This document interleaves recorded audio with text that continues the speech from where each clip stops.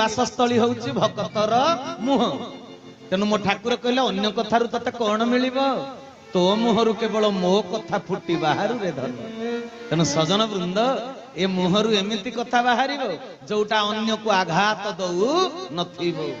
भागवत कौन कहिले भागवत कहिले मधुर विनय वचन कहि तो शिव प्राणी मन कहिचंत कि कहिबु कठोर वचन हाणी दबु प्राणी रो मन।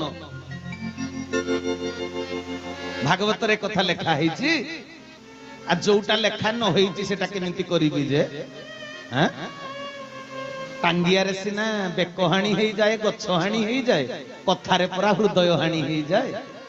तेणु भागवत कहले मधुर विनय वचन कहि तो शिव प्राणी मन। तेबे जदि आम मुहरु मधुर कथा न बाहरिला आमे भगवान को विरुद्ध रे गले हरि हरि बोला आम भाषा हेई गला तुच्छा आम कथा हेई गला कलंक जड़ित।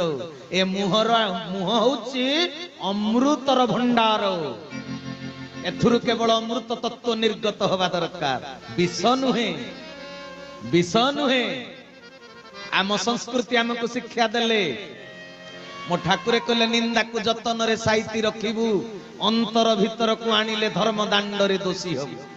मो ठाकुर ए पद को काहे कि कहले बुझी परिचंती केबे तत्ते किए निंदा कला हे निंदा बाणीटा होजी विष तुल्य तबे से विष तो कान रे प्रवेश कला तू कोन करिबू।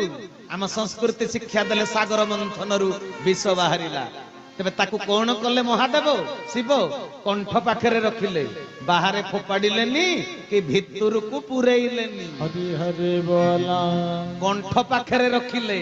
मो ठाकुर सेइति पे कहले निंदा को जतन रे साइति रखिबू कोउठी एइठी भितर को न बुली कि बाहर को फोपाडिबनी बाहर को फोपाडिबा अर्थ से तत्ते 10 पद गाली कला तू ताकू 10 पद गाली कलु से तत्ते विष देला तू ताकू विष देलु कथाटा सेई भली हेई गला।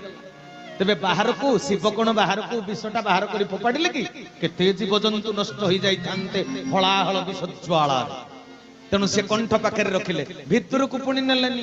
मो ठाकुर कहले निंदा को जतन रे साइति रखिबू अंतर भीतर को नेले धर्म दांड रे दोषी हबू अंतर भीतर को नेले काहे कि धर्म दांड रे दोषी हबो कहले दिन दिन वर्ष वर्ष मन रहिबो प्रतिशोध नबाकू इच्छा हबो। हरि हरि बोला जदि ता निंदा गाली तू अंतर भीतर को नहीं जीवु वर्ष वर्ष मन रहिबो कब सुजोग उंडी देवी पानी जदि सुजोग उंडीबू ताकू पाने दबाकू तो भितरे भातृत्व नष्ट होई शत्रुता तैयारी हैला। हरि हरि बोला।